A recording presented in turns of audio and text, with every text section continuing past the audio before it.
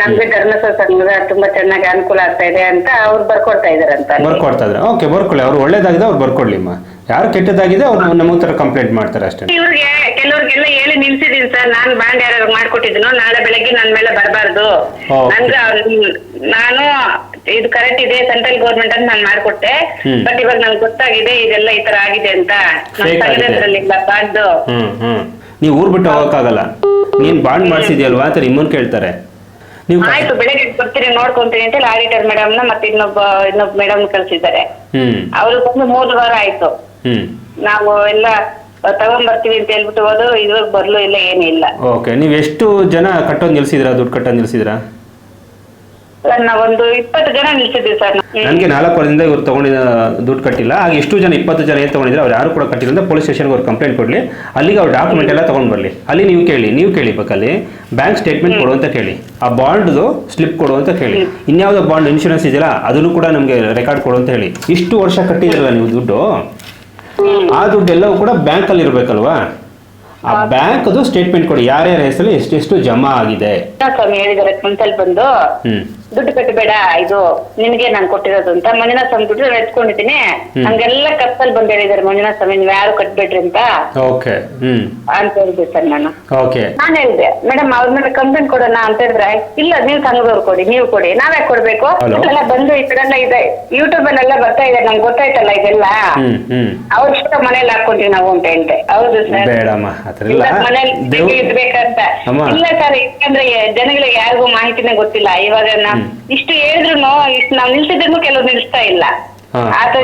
ಇವಾಗ ಎಷ್ಟೋ ಜನರಿಗೆ ಉಪಯೋಗ ಆಗುತ್ತೆ ಸರ್, ಮಾಹಿತಿ ಗೊತ್ತಿರ್ತಾರಲ್ಲಪ್ಪ, ಗಂಟೆ ಸಾಯ್ಬೇಕಾಗಿತ್ತಲ್ವಾ ಸರ್? ಹೌದು, ಈಗ ಗೊತ್ತಾಯ್ತಲ್ವಾ. ಲೋನ್ ತಗೊಳಕ್ಕಿಂತ ಮುಂಚೆ ಚೆನ್ನಾಗಿದ್ರ, ಲೋನ್ ತಗೊಂಡಾದ್ಮೇಲೆ ತುಂಬಾ ಚೆನ್ನಾಗಿದ್ರಮ್ಮ. ಲೋನ್ ತಗೋಕಿನ ಫಸ್ಟ್ ಚೆನ್ನಾಗಿತ್ತು, ಬಂದ್ಬಿಟ್ಟು ಇಲ್ಲಿ ಹೋಗ್ಬೇಕು ಅಲ್ಲಿ ಹೋಗ್ಬೇಕು ಅಂತ ಊಟ ಮಾಡಕ್ಕೆ ಟೈಮ್ ಸಿಗ್ತಾ ಇರ್ಲಿಲ್ಲ. ಆಮೇಲೆ ನಿಮ್ದು ಕೂಡ ನೆಮ್ಮದಿ ಆಗಿದ್ದೀರ. ಓಕೆನಾ, ನಿಮ್ಮಿಂದ ಸಂತೋಷ ಆಗುತ್ತೆ ನನಗೆ. ಹಾಗೆ ಹಳ್ಳಿಗಳಲ್ಲೂ ಮೂಲೆಗಳಲ್ಲೂ ಕೂಡ ನಮ್ಮ ರೈಟ್ ನ್ಯೂಸ್ ರೀಚ್ ಆಗ್ತಾ ಇದೆ. ದೇವ್ರು ಬಂದು ಮಾತಾಡ್ತಾ ಇದಾರೆ ಅಂತ ನಮ್ಗೆ ಅರಿವಾಗಿದೆ. ಎಷ್ಟೋ ಜನ ಹೇಳ್ತಾ ಇದ್ರು, ನಿನ್ಗೆ ಬೆಳಗ್ಗೆ ಎದ್ದು ಸಂಜೆ ಎದ್ದು ಬೇರೆ ಕೆಲಸ ಅಲ್ವಾ, ಬರೀ ಧರ್ಮಸ್ಥಳ ಸಂಘದ ಬಗ್ಗೆನೇ ಕೆಲಸ ಮಾಡ್ತೀಯ ನೀನೇನು ಮಾನ ಮರಿದಿಲ್ವಾ ಅಂತ ನನಗೆ ಬೈತಾ ಇದ್ರು. ಈಗ ನಿಮ್ಮ ಮುಖಾಂತರ ನಾನು ಅವ್ರಿಗೆ ಹೇಳ್ತೀನಿ, ಎಲ್ಲಿವರೆಗೂ ಜನಗಳಿಗೆ ಟಾರ್ಚರ್ ಕೊಡೋದು ನಿಲ್ಲಿಸ್ತಾರೋ ಅಲ್ಲಿವರೆಗೂ ನನ್ನ ಕಾರ್ಯಕ್ರಮ ನಿಲ್ಲಿಸಿರಮ್ಮ. ಅದು 1 ಅಲ್ಲ 1000 ಕಾರ್ಯಕ್ರಮ ಆಗಲಿ, ನನ್ನ ಚಾನಲ್ ಬ್ಲಾಕ್ ಆದ್ರೂ ಪರವಾಗಿಲ್ಲ, ನಿಮ್ಮಂಥವ್ರು ಕಣ್ಣಲ್ಲಿ ಸಂತೋಷ ನೋಡ್ತೀನಿ, ಆನಂದ ಬಾಷ್ಪ ನೋಡ್ತೀನಿ. ನನ್ನ ಚಾನಲ್ ಧರ್ಮಸ್ಥಳ ಸಂಘದಲ್ಲಿ ಕೆಲಸ ಮಾಡ್ತಾ ಇದ್ದೆ ನಾನು. ಸರಿಮ್ಮ ಆಯ್ತು. ಇವಾಗ ಕೆಲಸ ಬಿಟ್ಟಿದ್ದೀನಿ ಸರ್, ಅದೇ ಈ ವಿಡಿಯೋಸ್ ಎಲ್ಲ ನೋಡಿದೆ. ಯಾಕೆ ಕೆಲಸ ಬಿಟ್ಟಿಮ್ಮ? ಅದೇ ಇವಾಗ ನಾವು LIC ಪಾಲಿಸಿ 200 ಪಾಲಿಸಿ ಮಾಡ್ತಿದ್ದೀವಿ ಸರ್. 200 ಪಾಲಿಸಿ ನೀವು ಮಾಡಿಸಿದಿರಾ? ಅದು ಇವಾಗ ಗ್ರೂಪ್ ಮಾಸ್ಟರ್ ಬಂದು SKDRDP ಇದೆಯಲ್ಲ, ಜನ ಎಲ್ಲ ನಮ್ಮನ್ನ ಇಟ್ಕೊಂಡ್ರೆ ನಮ್ದು ಕೊಡಿ, ನಿಮ್ಮನ್ನ ನೋಡಿ ನಾವು ಕಟ್ಟಿರೋದು ಅಂತ ಜನ ಉಲ್ಟಾ ಆಗ್ತಾರಲ್ವಾ ಸರ್. ಓಕೆ, ಅಂದ್ರೆ ನೀವು ಪಾಲಿಸಿ ಮಾಡಿಸಿಲ್ವಾ ಹಾಗಾದ್ರೆ? ಅದನ್ನ ನಾವು ಮಾಡ್ತಿದ್ದೀವಿ ಸರ್, ನಾನು ಮಾಡ್ತಿದ್ದೀನಿ, ನಾನು ಲೋನ್ ಎತ್ಕೊಂಡಿದ್ದೀನಿ. ಓಕೆ, ಆಯ್ತು, ಲೋನ್ ಎತ್ಕೊಂಡಿದ್ದೀರಾ. ಮತ್ತೆ ಯಾಕೆ ಕೆಲಸ ಬಿಟ್ರೆ, ಯಾಕೆ 200 ಪಾಲಿಸಿ ಅಂತ ಹೇಳಿದ್ರಿ ನೀವು? ನಾನು ಕೆಲಸ ಮಾಡ್ತಾ ಇದ್ನಲ್ವಾ, ಬೇರೆಯವ್ರದೆಲ್ಲ ಮಾಡ್ತಿದ್ದೀನಿ ಸರ್. ಓಕೆ, ನೀವು ಮಾಡಿಸಿದ್ರಾ? ಓಕೆ, ಮತ್ತೆ ಜನ ಎಲ್ಲ ಇದೆಲ್ಲ ಫ್ರಾಡ್ ಅಂತ ಗೊತ್ತಾಗಿ ಅದೇ ಬೇರೆಯವರೆಲ್ಲ ಯೂಟ್ಯೂಬ್ ಅಲ್ಲಿ ನಮ್ಗೆ ಇದೆಲ್ಲ ವಿಡಿಯೋಸ್ ಕಳ್ಸಿದ್ರು, ಎಲ್ಲ ನೋಡ್ದೆ. ಇವಾಗ ಸುಮಾರು ಜನ ನಿಲ್ಸಿದ್ದಾರೆ. ಹಂಗಾಗಿ ನಾವೆಲ್ಲ ಮಾತಾಡ್ಕೊಂಡು ಒಂದು 6-7 ಸಂಘ ನಿಲ್ಸಿದ್ವಿ ಸರ್ ನಮ್ಮೂರಲ್ಲಿ. ಓಕೆ, ನೀವು ಸದಸ್ಯ ಆಗಿದ್ರ ಅಲ್ಲಿ? ಹಾ ಸರ್, ನಾನು ಸಂಘದಲ್ಲಿದ್ದೀನಿ. ಓಕೆ, ನಿಮ್ಮ ಅಂಡರ್ನಲ್ಲಿ ಎಷ್ಟು ಜನ ಇದ್ರು?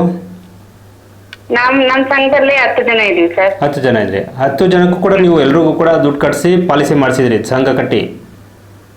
ಅಷ್ಟೇ ಅಲ್ಲ ಸರ್, ನಾನು ಮೂರಲ್ಲಿಗೆ ಹೋಗ್ತಾ ಇದ್ದೆ. ನಾನು 35 ಸಂಘ ಇತ್ತು ನನಗೆ. ಸರಿಮ್ಮ. 3 ಹಳ್ಳಿಗಳೆಲ್ಲ ಮಾಡ್ತಿದ್ದೀನಿ. ಸರಿಮ್ಮ.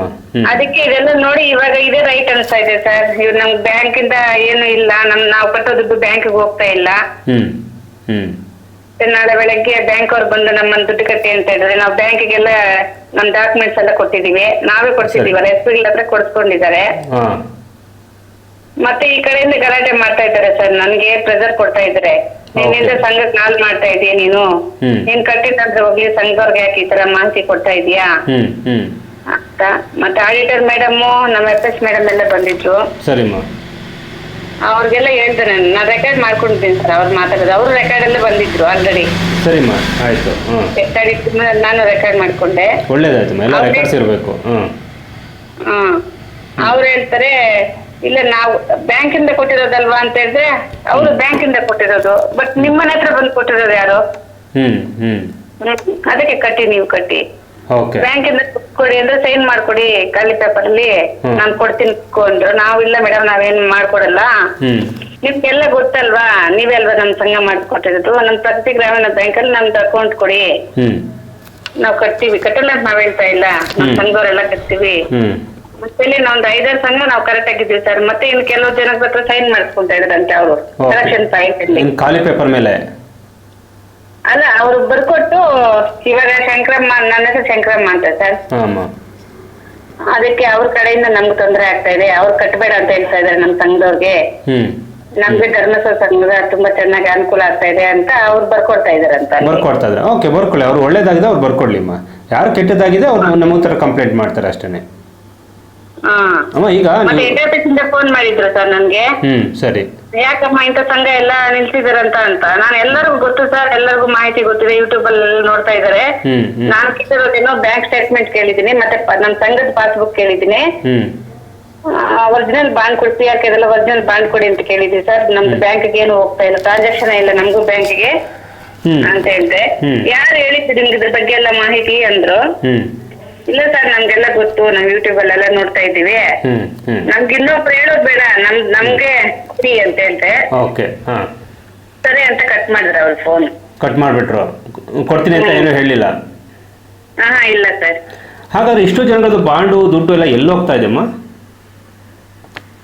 ಅದೇ ಇವ್ರಿಗೆ ಕೆಲವ್ರಿಗೆಲ್ಲ ಹೇಳಿ ನಿಲ್ಸಿದೀನಿ ಸರ್, ನಾನ್ ಬಾಂಡ್ ಯಾರು ಮಾಡ್ಕೊಟ್ಟಿದ್ದೀನೋ ನಾಳೆ ಬೆಳಗ್ಗೆ ನನ್ ಮೇಲೆ ಬರಬಾರ್ದು, ನನ್ಗೆ ನಾನು ಇದು ಕರೆಕ್ಟ್ ಇದೆ ಸೆಂಟ್ರಲ್ ಗೌರ್ಮೆಂಟ್ ಅಂತ ನಾನು ಮಾಡ್ಕೊಟ್ಟೆ, ಬಟ್ ಇವಾಗ ನನ್ಗೆ ಗೊತ್ತಾಗಿದೆ ಇದೆಲ್ಲ ಈ ತರ ಆಗಿದೆ ಅಂತ.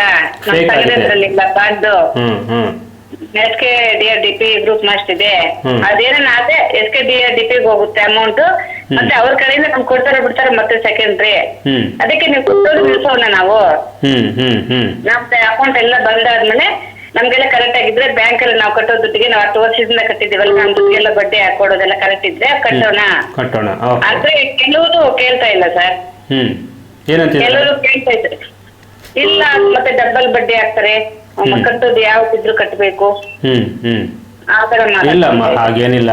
ಡಬಲ್ ಬಡ್ಡಿ ಟ್ರಿಬಲ್ ಬಡ್ಡಿ ಆತರ ಏನಿಲ್ಲ. ಅವ್ರು ಕೊಟ್ಟಿರೋದು ಸಂಘದಿಂದ, ಬ್ಯಾಂಕಿಂದ ಕೊಟ್ಟರೆ ಬ್ಯಾಂಕಿಂದ ಒಂದು ಸ್ಟೇಟ್ಮೆಂಟ್ ತಗೊಳ್ಳಿ. ನಿಮ್ಮ ಹೆಸರು ಏನೋ ಒಂದು ಇರುತ್ತಲ್ವ ಬ್ಯಾಂಕ್ ಅಲ್ಲಿ ಸ್ಟೇಟ್ಮೆಂಟ್, ನಮ್ದು CC ಖಾತೆ ನಂಬರ್ ಅಂತ ಕೊಟ್ಟಿದಾರಲ್ಲ ಬ್ಯಾಂಕ್ ಅಲ್ಲಿ ಸ್ಟೇಟ್ಮೆಂಟ್ ಅದನ್ನ ತೋರ್ಸಕ್ಕೆ ಬಂದ್ರು ಸರ್. ಇಲ್ಲಿ ಹಬ್ಬಕ್ಕೂ ಕೊಡಿ, ಈ ಬುಕ್ ಕೊಡಿ, ಅದು ಇದು ಅಂತ. ನಾನು ಚೆನ್ನಾಗಿ ಕೇಳ್ದೆ, ಇದೆಲ್ಲ ನಿಮ್ ಡ್ರಾಮಾ ಪಿಕ್ಚರ್ ನಂಗೆ ತೋರ್ಸಕ್ ಬರ್ಬೇಡಿ ಮೇಡಮ್, ನಾನು 5 ವರ್ಷ ಕೆಲಸ ಮಾಡಿದೀನಿ, ನಿಮ್ಮನ್ನ ಕೂಡ ನಾನು ಜನರಿಗೆ ಎಷ್ಟು ಬೇಕೋ ಅಷ್ಟು ನಾನು ಮೋಸ ಮಾಡಿದೀನಿ, ನೀವು ನನ್ ಸ್ವಲ್ಪ ಕೊಡೋ ಕಮಿಷನ್ ಆಸೆ ಪಟ್ಟು ಎಲ್ಲರಿಗೂ ಮೋಸ ಆಗಿದೆ, ನನ್ನಿಂದನೂ ಮೋಸ ಆಗಿದೆ, ಅದ್ ನನ್ನಿಂದ ಕರೆಕ್ಟ್ ಆಗ್ಬೇಕು. ಇವಾಗ ನಾವು ಕೇಳಿದ ಡಾಕ್ಯುಮೆಂಟ್ ಕೊಡಿ, ನಾವು ಬ್ಯಾಂಕ್ ಅಲ್ಲಿ ಕಟ್ಕೊಂತೀವಿ, ನಿಮ್ಮ ಹತ್ರ ಕಟ್ಟಲ್ಲ ನಾವು, ಗೊತ್ತು ಬ್ಯಾಂಕ್ ಗೊತ್ತು ನಮ್ಗೆ. ಓಕೆ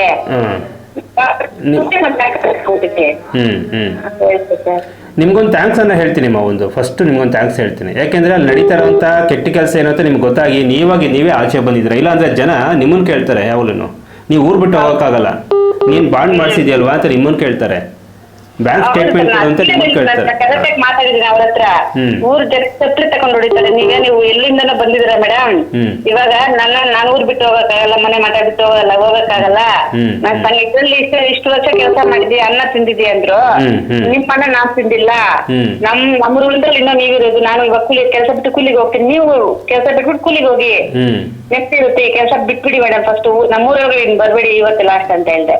ಓಕೆ ಆಯ್ತು ಬೆಳಗ್ಗೆ ಬರ್ತೀನಿ ನೋಡ್ಕೊಂತೀನಿ ಅಂತ ಆಡಿಟರ್ ಮೇಡಮ್ ನ ಮತ್ತೆ ಇನ್ನೊಬ್ಬ ಮೇಡಮ್ ಕಳ್ಸಿದ್ದಾರೆ. ಅವ್ರು ಬಂದು 3 ವಾರ ಆಯ್ತು, ನಾವು ಎಲ್ಲ ತಗೊಂಡ್ಬರ್ತೀವಿ ಅಂತ ಹೇಳ್ಬಿಟ್ಟು ಹೋದ್ರು, ಇವಾಗ ಬರ್ಲು ಇಲ್ಲ ಏನಿಲ್ಲ. ಓಕೆ, ನೀವ್ ಎಷ್ಟು ಜನ ಕಟ್ಟೋದು ನಿಲ್ಸಿದ್ರಾ, ದುಡ್ಡು ಕಟ್ಟೋದು ನಿಲ್ಸಿದ್ರಾ? ನಾವೊಂದು 20 ಜನ ನಿಲ್ಸಿದ್ವಿ ಸರ್ ನಮ್ಮೂರಲ್ಲಿ. ಓಕೆ, ನಿಮ್ಮ ಹತ್ರ ಏನು ಬಂದು ನೋಟಿಸ್ ಕೊಟ್ಟಿಲ್ಲ ಅವರು? ಇಲ್ಲ ಸರ್ ಕೊಟ್ಟಿಲ್ಲ. ಓಕೆ, ನೋಟಿಸ್ ಕೊಡೋಕೆ ಅದೇ ಹೇಳ್ತಾ ಇದ್ದೀನಿ, ಇವಾಗ ನಾನು ಕಟ್ಟೋದು ನಿಲ್ಸಿ 4 ವಾರ ಆಗಿದೆ, ಯಾಕೆ ಬಂದಿಲ್ಲ ಅವರು?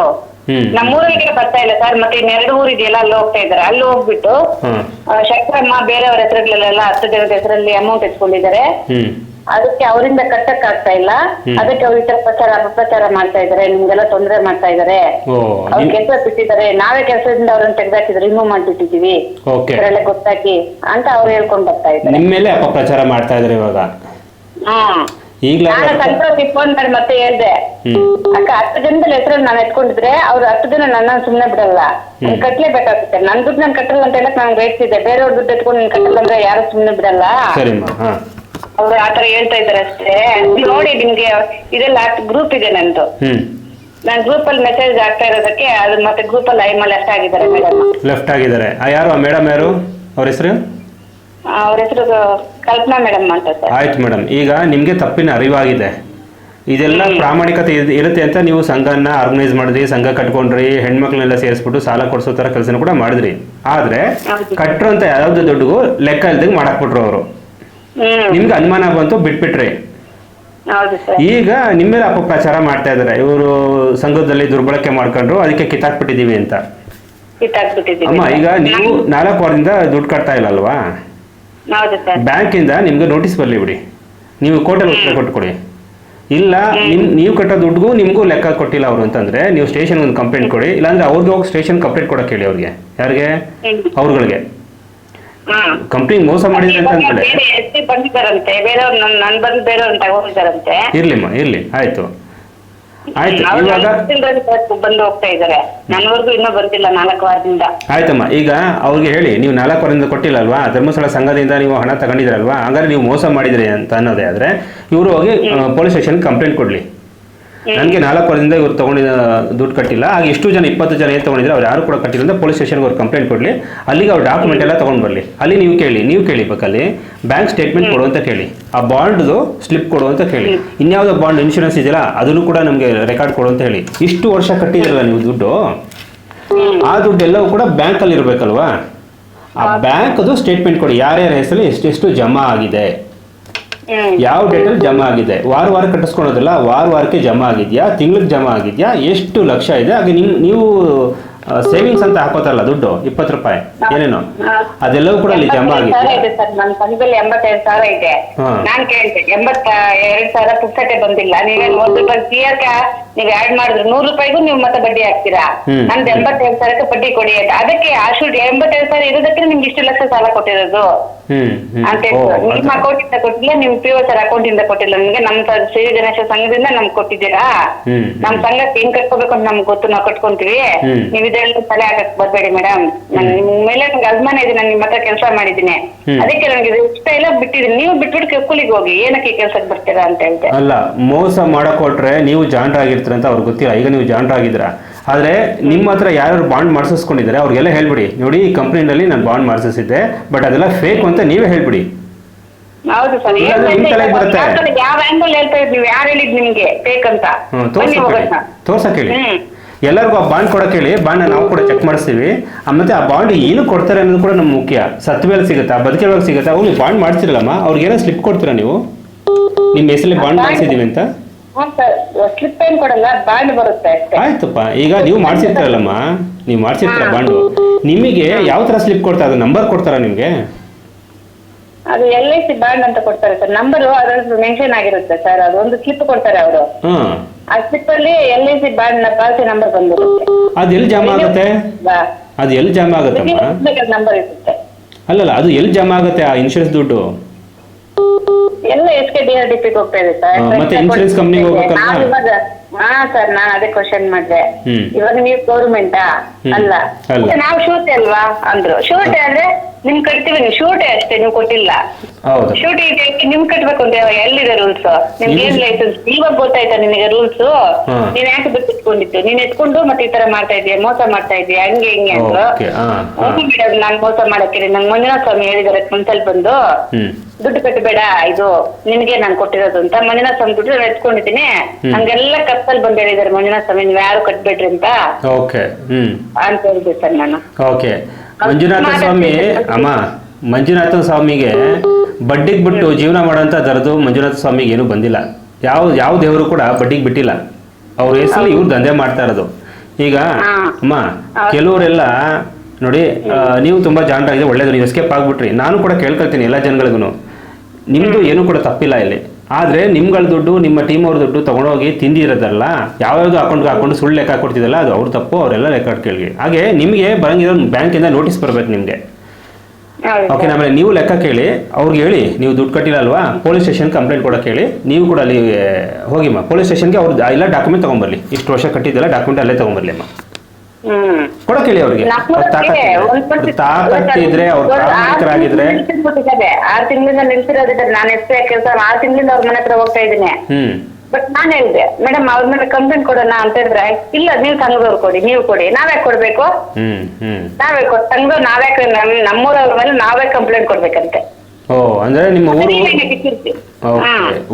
ಊರವ್ರನ್ನೇ ಕಿಚ್ಚೆ ಎಬ್ಬಿಸ್ಬಿಟ್ಟು ಜಗಳ ಮಾಡಿ ಸಂಘದವ್ರ ಅವ್ರ ಮೇಲೆ ಕಂಪ್ಲೇಂಟ್ ಕೊಡಿ, ಕಟ್ತಾ ಇಲ್ಲ ಅವ್ರಿಂದ ನಮ್ಗೆ ತೊಂದರೆ ಆಗ್ತಾ ಇದೆ, ನಿಮ್ ಸಂಘದವ್ರ ಕಂಪ್ಲೇಂಟ್ ಕೊಡಿ ಅಂತ ನನ್ಗೆ ಹೇಳ್ಕೊಡ್ತಾರೆ.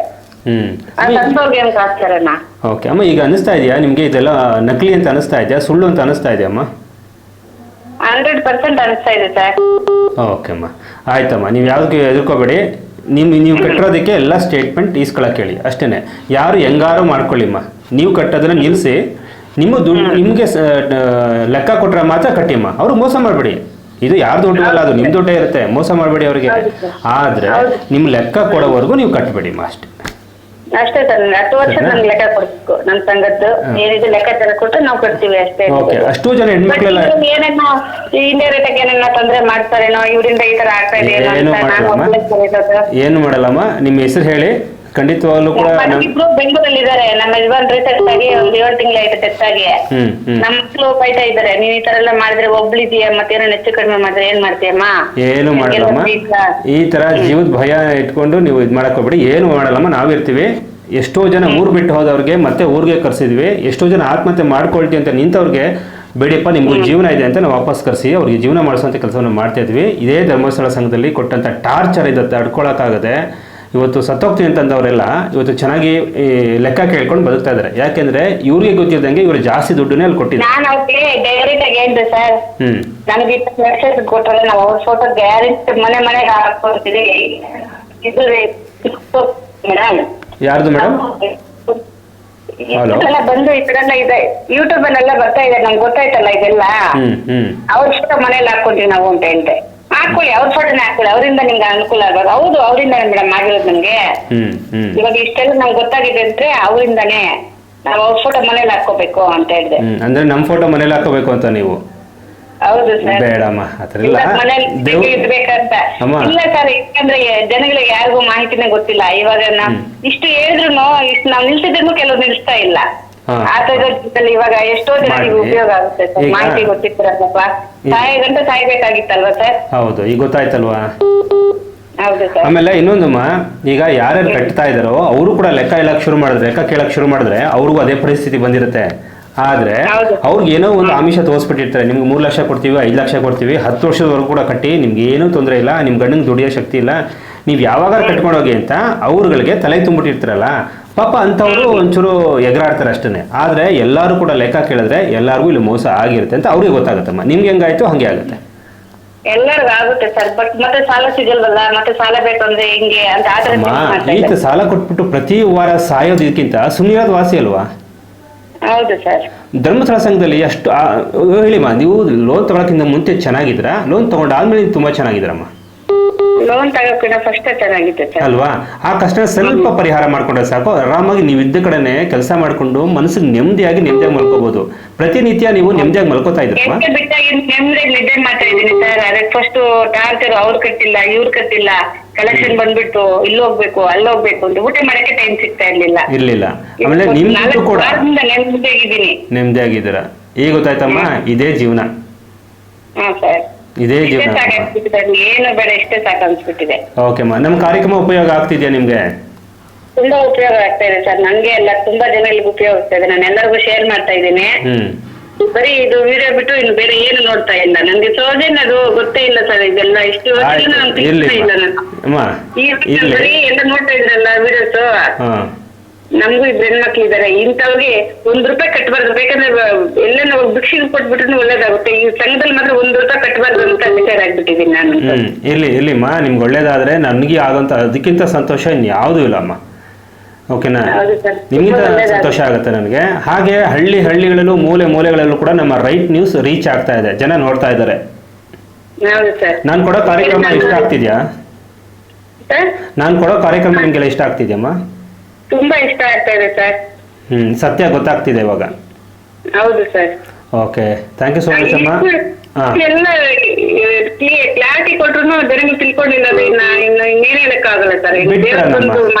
ಅದೆಲ್ಲ ಅವ್ರು ದೇವ್ರು ನೀವು ಬಂದಿದ್ದೀರಾ, ಇವಾಗ ಅಷ್ಟು ತಿಳ್ಕೋಬೇಕು. ದೇವ್ರು ಎಲ್ಲೂ ಇಲ್ಲ, ಜನಗಳೆಲ್ಲ ಇದಾರೆ ಅಂತ ಇವಾಗ ನನ್ಗೆ ಪ್ರೂವ್ ಆಗಿದೆ. ಜನಗಳಿಗೆ ತಿಳ್ಕೊಳ್ಳೋ ಶಕ್ತಿ ಬರ್ತಾ ಇಲ್ಲ. ಅಂದರೆ ಮಂಜುನಾಥ ಹೆಸರಲ್ಲಿ ನಿಮಗೆ ಟಾರ್ಚರ್ ಆಗಿತ್ತು, ಆದರೆ ಇವತ್ತು ಸೊ ನಾವುಗಳೆಲ್ಲ ಎಚ್ಚರಿಸ್ತಾ ಇದ್ದೀವಿ ಅಂತ ನೀವು. ಹೌದು ಸರ್. ಆಯ್ತಮ್ಮ. ನಿಮ್ ದೇವ್ರು ಬಂದು ಮಾತಾಡ್ತಾ ಇದಾರೆ ಅಂತ ನಮ್ಗೆ ಅರಿವಾಗಿದೆ. ಇಲ್ಲ, ಹಾಗೇನಿಲ್ಲ. ಸೊ ನಾನು ಆ ಭಾವನೆ ಇಟ್ಕೊಂಡ್ರೆ ನಮ್ಗೆ ತುಂಬ ಸಂತೋಷ ಆಗುತ್ತೆ. ಆದರೆ ನಿಮ್ಗಳ ಸಮಸ್ಯೆನ ನಾನು ತೋರಿಸಿ ಅದು ಪರಿಹಾರ ಕಂಡುಕೊಡ್ತೀವಲ್ಲ, ಸೊ ನಮ್ಗಷ್ಟು ಬದುಕೋ ಸಾರ್ಥಕ ಅನ್ಸುತ್ತಮ್ಮ. ಈಗ ಹೇಳಿಮ್ಮ, ಎಷ್ಟೋ ಜನ ಹೇಳ್ತಾ ಇದ್ರು ನಿನಗೆ ಬೆಳಗ್ಗೆದ್ದು ಸಂಜೆ ಎದ್ದು ಬೇರೆ ಕೆಲಸ ಇಲ್ಲ, ಬರೀ ಧರ್ಮಸ್ಥಳ ಸಂಘದ ಬಗ್ಗೆನೇ ಕೆಲಸ ಮಾಡ್ತೀಯ ನೀನೇನು ಮಾನ ಮರಿದಿಲ್ವಾ ಅಂತ ನನಗೆ ಬೈತಾ ಇದ್ರು. ಈಗ ನಿಮ್ಮ ಮುಖಾಂತರ ನಾನು ಅವ್ರಿಗೆ ಹೇಳ್ತೀನಿ, ಎಲ್ಲಿವರೆಗೂ ಜನಗಳಿಗೆ ಟಾರ್ಚರ್ ಕೊಡೋದು ನಿಲ್ಲಿಸ್ತಾರೋ ಅಲ್ಲಿವರೆಗೂ ನನ್ನ ಕಾರ್ಯಕ್ರಮ ನಿಲ್ಲಿಸಲ್ಲಮ್ಮ. ಎಲ್ಲಿವರೆಗೂ ಜನಗಳಿಗೆ ಆತ್ಮಹತ್ಯೆ ಮಾಡ್ತಾರೆ ಪ್ರಚೋದನೆ ಕೊಟ್ಟು ಅವ್ರಿಗೆ ಆತ್ಮಹತ್ಯೆ ಮಾಡ್ಕೊಳ್ಳೋಂಥ ಲೆವೆಲ್ಗೆ ತಂದಿಡ್ತಾರೋ ಅಂತ ಅದೇ ಆತ್ಮಹತ್ಯೆ ಮಾಡ್ಕೊಳ್ಬೇಕಂತ ಹೋದಂಥ ಜನಗಳಿಗೆ ಮತ್ತೆ ಹೊಸ ಜೀವನ ಕಟ್ಕೊಡೋವರೆಗೂ ಕೂಡ ನಾನು ಈ ಕಾರ್ಯಕ್ರಮ ನಿಲ್ಲಿಸಿರಮ್ಮ. ಅದು ಒಂದಲ್ಲ 1000 ಕಾರ್ಯಕ್ರಮ ಆಗಲಿ, ನನ್ನ ಚಾನಲ್ ಬ್ಲಾಕ್ ಆದರೂ ಪರವಾಗಿಲ್ಲ, ನಿಮ್ಮಂಥವ್ರು ಕಣ್ಣಲ್ಲಿ ಸಂತೋಷನ ನೋಡ್ತೀನಿ, ನೀವು ಆನಂದ ಬಾಷ್ಪ ನೋಡ್ತೀನಿಮ್ಮ. ನನ್ನ ಚಾನಲ್ ಬ್ಲಾಕ್ ಆದರೂ ಕೂಡ ಬರೋಲ್ಲ, ಮತ್ತೊಂದು ಚಾನಲ್ ಬೇಕಾದ್ರೆ ಮಾಡ್ಕೊತೀನಿ. ನಾನು ಧಮಕಿ ಹಾಕಿದ್ರು ಪರವಾಗಿಲ್ಲ, ಅದಕ್ಕೆಲ್ಲ ಕೇರೇ ಮಾಡಲ್ಲ. ಈಗ ನೀವು ಹೇಳಿದ್ರಲ್ಲಮ್ಮ, ಎಷ್ಟೋ ಹೆಣ್ಮಕ್ಳು ಪಾಪ ನನಗೆ ಫೋನ್ ಮಾಡೋದಕ್ಕೆ ಎಲ್ಲಿ ರೆಕಾರ್ಡ್ ಮಾಡ್ಕೊಂಡ್ಬಿಡ್ತಾರೋ ಅಂತ ಭಯ ಪಡ್ತಿದ್ದಾರೆ. ಆದರೆ ಸತ್ಯ ಆಚೆ ಬರೋದು ಅಂತ ಹೆಣ್ಮಕ್ಳು ಮಾತಾಡಿದಾಗಲೇ ಮಾತ್ರ. ನಿಮಗೋಸ್ಕರ ನೀವು ಎಚ್ಚೆತ್ಕೊಂಡಿದ್ರಿ, ಸೊ ನಿಮ್ಗೊಂದು ಧನ್ಯವಾದ ಹೇಳೋಣಮ್ಮ. ಯಾರು ಕಟ್ತಾರೋ ಬಿಡ್ತಾರೋ ಕಟ್ಕೊಳ್ಳಿಮ್ಮ. ಸೊ ನಿಮ್ಗೆ ಲೆಕ್ಕ ಕೊಡೋದು ನೀವು ಕಟ್ಬೇಡಿ.